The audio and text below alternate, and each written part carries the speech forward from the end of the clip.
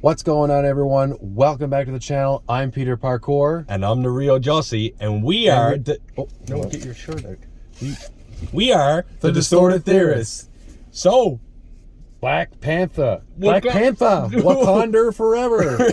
Black Panther, Wakanda Forever. It's been a minute waiting for this. Yeah, it has. Anybody watching the channel, they've seen we've been waiting, but...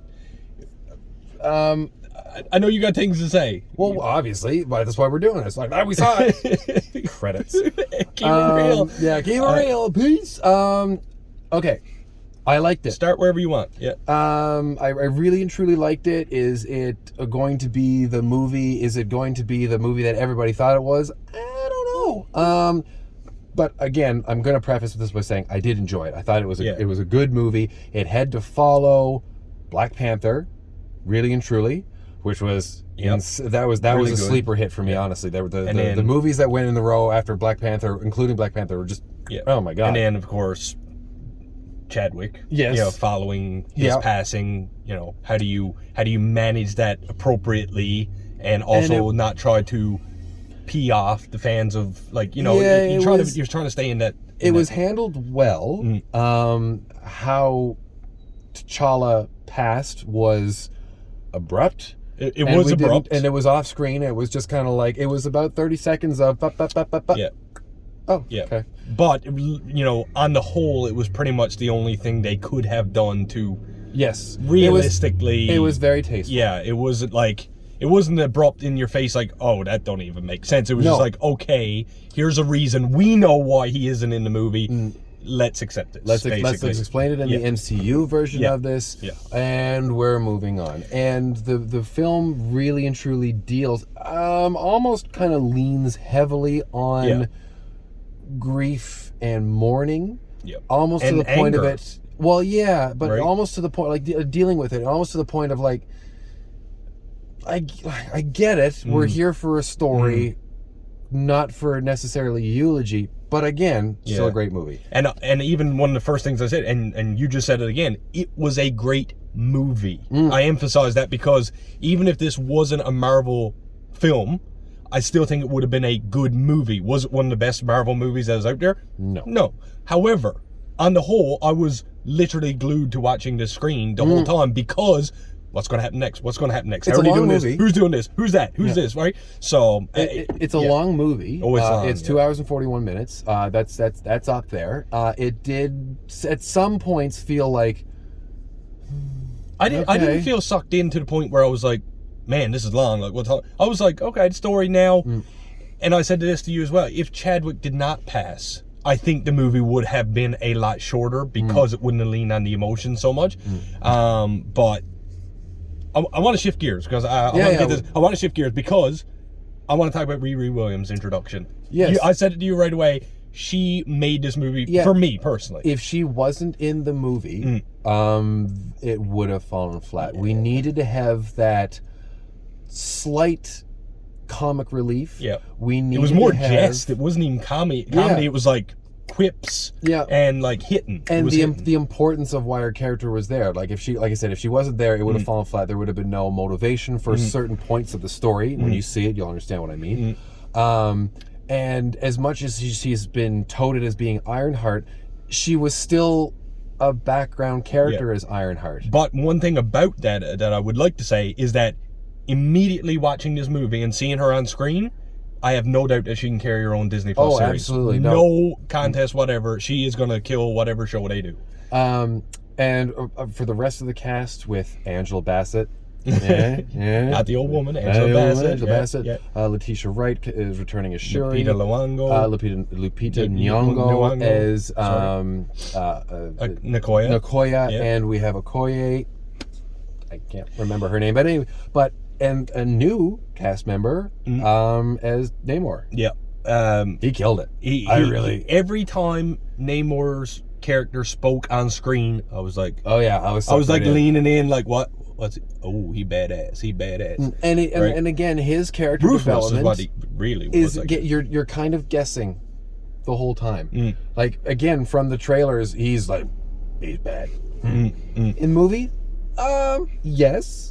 Yep. And no. What he was doing wasn't wrong. He had his own morals, just like Wakanda has their own morals. Almost like another character from a previous Black Panther movie. Oh, yeah. I thought you were going to say Thanos.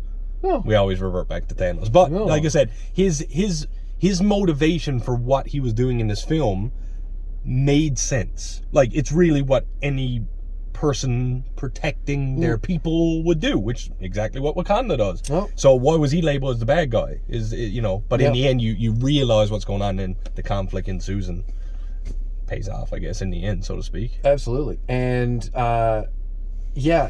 we won't get into it now. No. We may mention it in a later video. No spoilers, of course.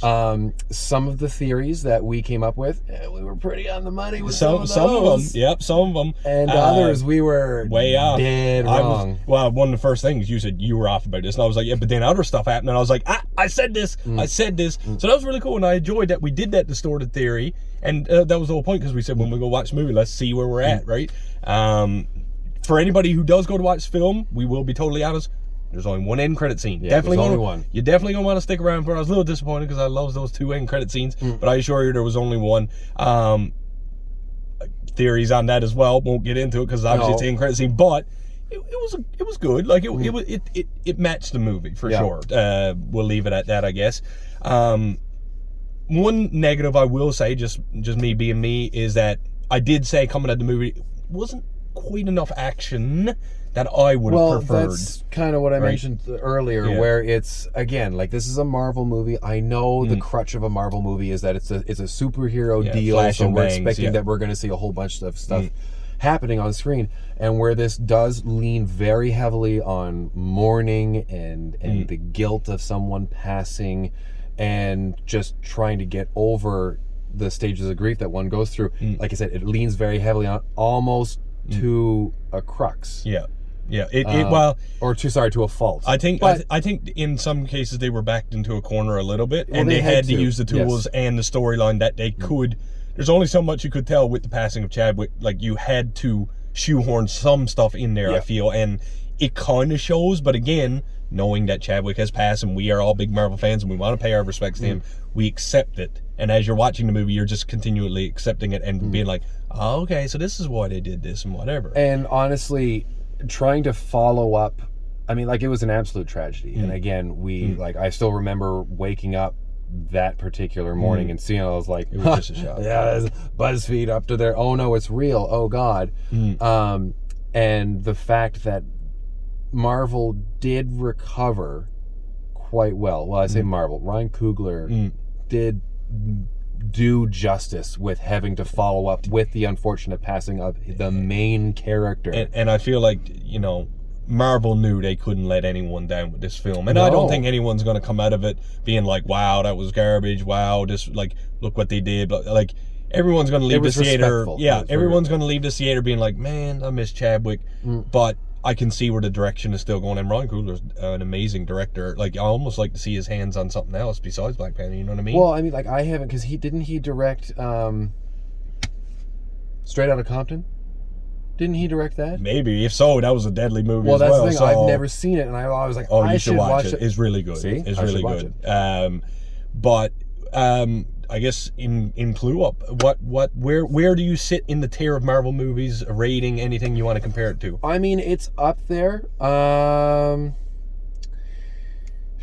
already know which movie I want to compare it to. Like, when I think of, like, story-wise. I wasn't expecting this question. Okay, well, I'll tell you where I'll go first. For me, a little less. I'll put it like here because there wasn't the introductions that we had, but I thought it was more like a Civil War-y goodness movie. That's where I kind of place it for me.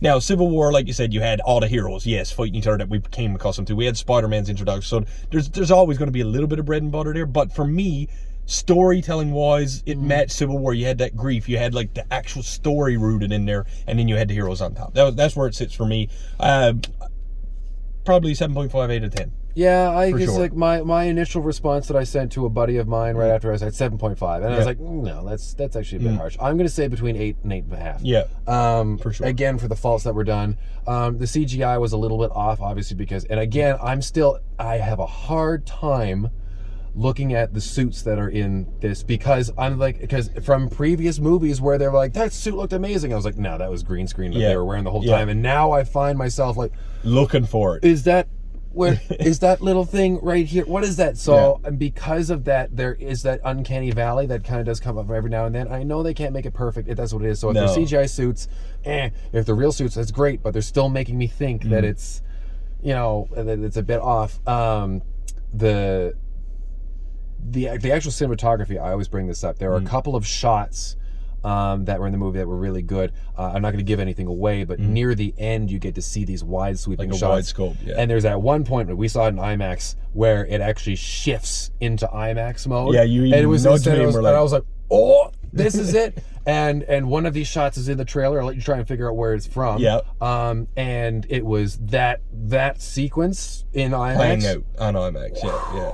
Wow. But I mean, at the end of the day, I think we both can agree that whoever is watching this video now, go see Black Panther. Wakanda Forever. I mean, if you're a Marvel fan, you ain't missing it anyway. No. But get out there and see it. This is the end of Phase 4. We've seen many introductions. Obviously, we've seen some continuations. And the next big one now on the horizon is Ant-Man. The next movie, that is. Yes, and I'm still waiting for more information. And that's only like 3 months away. So I mean, Marvel's just hitting us with the 1-2 once again. When is Secret Invasion supposed to come out? I don't know, like December. Who can keep track of all these things? Is it this December? Maybe. We have to check that out. Oh, goddamn. Goddamn. As always, guys, if you enjoy the content on the channel, you want to support us, we do appreciate it. Hit that subscribe button, hit that like button, leave us a comment down below before or after you see Black Panther. Let us know what you're excited for or what you enjoyed or didn't enjoy in the movie. And on that note, you want to take us out? Yes, as always, I'm Peter Parkour. And I'm the real Jussy. And like we always say in our car, your car, keep it real. Keep it real.